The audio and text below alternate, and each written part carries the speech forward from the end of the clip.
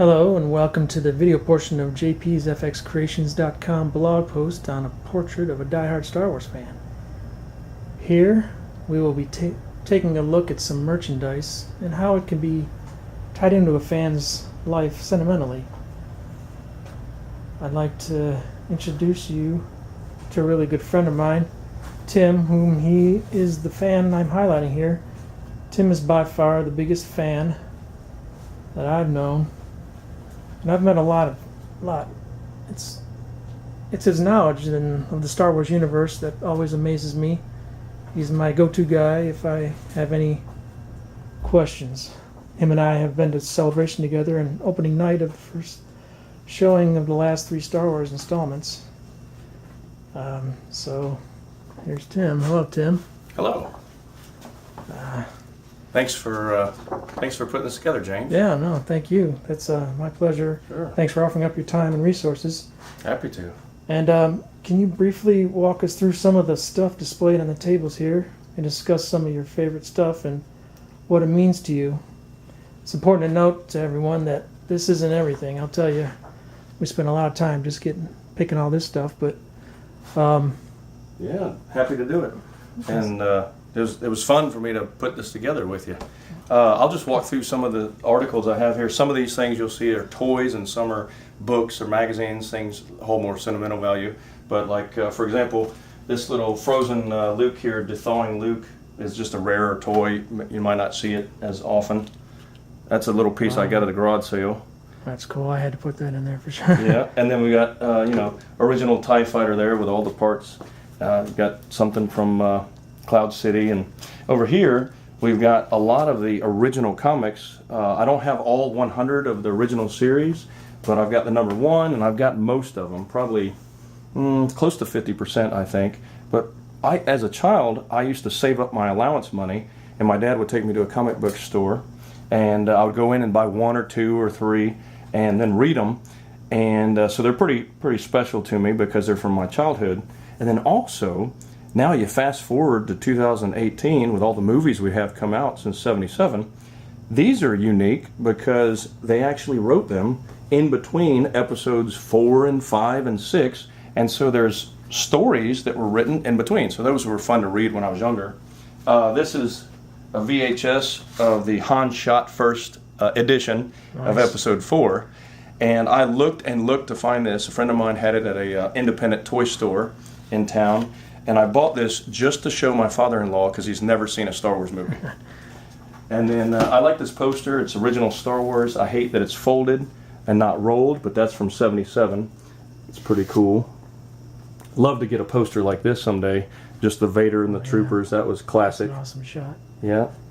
And then, of course, I've got 3 boys, and they collect these toys, so I still love some of the... The shield will be down in moments. You know, When I start your landing. you hear these things from the toys, and it immediately takes you back to the movies. This is a piece, I was 6 or 7 years old after the movie came out, and I had the book, The Story of Star Wars, and drew that. So that's sentimental because I kept it.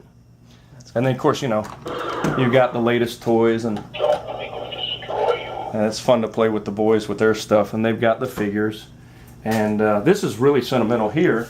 When I was younger, you can see the date on this, James, May of '82. Oh yeah. These are called Bantha tracks. So when I was younger, I was in the Star Wars fan club, and they'd send you these glossy photos like this or patches. So I kept most of the things, and what was really neat was they'd show you some storyboards before, like this is before Return of the Jedi ever came to the theater. Oh, wow. And so that was really neat.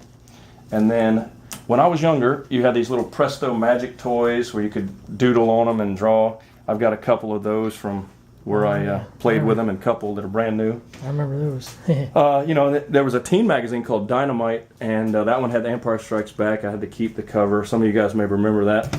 And the inside was a sneak peek. They called it Star Wars 2, but it was The Empire Strikes Back, and it walked through different effects and stuff. And like I said, the boys get these things. Approaching droid perimeter. That's from undetected. I think that's from Attack of the Clones or Clone Wars. And my wife found this Falcon. I never had a Falcon when I was a kid. She found it at a rummage sale for like $11. And yeah, some of the pieces are missing. And I would think when I was younger, I want to collect the items. But now that I have boys, we love playing with this thing. With the blast shield down, I can't even see. How am I supposed to fight? Like I said, you hear that, and it immediately takes you back to the moment in your life. You can do it. There's Obi-Wan. Oh yeah, Oh, Alec Guinness. Yeah, it's great. And classic. And then this just holds sentimental value for me because I'm a big Kentucky Wildcat fan and a big Star Wars fan. So my cousin Julie up in Kentucky sent me this, and my mom got it, and she blew up the picture that my cousin sent me and framed it up so it says Kentucky Empire. Kind of neat. I need me a Buckeyes one. Yeah, you do. You need for the Ohio State. And so these are some posters that I just collected as a young person. Got Return of the Jedi here, Empire Strikes Back. I really like this one for Empire. I think it's the pastels or the colors. Something feels like the late 70s, early 80s. Something about it, I don't know. But Empire, this one holds a lot of sentimental value for me. Got a Star Wars, Return of the Jedi movie poster, Empire movie poster. This is kind of cool. It's one of the original Star Wars posters. Oh, yeah. This is kind of weird. After the movies came out, I think it was after Return of the Jedi, before 1, 2, and 3, they had this quirky Ewok movie and or TV show actually, and I kept the poster from it. So this may be kind of rare. I don't know. I haven't looked online to see, but it's just something you really don't see every day. Is the Ewok Adventure poster. Yeah. I think they also had like a droid cartoon or something back then. But this is not all of it, but this is quite a bit. And I bought some more comics for the boys and stamp collections. Yeah, I see you got these Dark Horse comics. There's a bunch of them in here. Yeah, again, another garage sale find. My wife is a professional shopper for garage sales. You got those, and there's more of them over there. Yeah. I don't know today which ones are canon and which ones not. I think Heir to the Empire is now in Legends. They've separated out. Dark Empire. Yeah. Oh, these are great. And then, of course, here's my badge to my first celebration that we went to. Yeah, I got the same one. Yeah, so that was fun. And That's then cool. this is kind of neat, little scrapbook here, and it walks through. It has a lot of old stuff in it from when episode 4 first came out, and of course you see Vader there from 6, but just patches, posters, pins. You can see that old Revenge of the Jedi. Yeah. Yeah, and I had this old Kenner patch here, Star Wars Empire Strikes Back. And there's actually a couple scripts. There's a Jedi Knight certificate, some autographs in there. Oh, I don't have him, but there was a Boba Fett in there, I think. Probably the one that had the rocket come out of it. So there's some posters from other countries. And just kind of a walk down history, memory lane. That's cool. So, I guess out of all this stuff here, what would you think would be your favorite? Well, Maybe. I like this banner because I had it up on my wall when I was a kid, so that just reminds me of my childhood. And notice how it says the first 10 years? This was long before we ever got, 1, 2, and 3. But probably this has the most sentimental value. So this is just one of those things you put up in your car, like a sunshade. But the first time I ever saw this one from episode 4 was a couple days before Christmas in 2017. And it was in the morning, and my dad actually passed away that evening. And I saw it, I noticed it, I didn't say anything to anybody, but I just thought, wow, that's really cool. It's kind of a classic Star Wars picture. And then my dad passed on the 23rd of December. And then on the 25th, on Christmas, my sons had wrapped up, and they gave me one of these. And they didn't know that I saw it a couple days before. Wow. They didn't know I liked it, but they gave me that, and I had to tell them that story. So both for my dad and my sons, it really holds a lot of sentimental value. Wow. And I don't even know half the time. I don't put it up in the car, but I just think it's pretty cool for me. And I probably couldn't part with that one. Wow, that's a great story. Well, I guess speaking of your boys, what's it like to raise boys that have the same kind of passion you have now, or at least passing it on? I basically get to relive my childhood through them.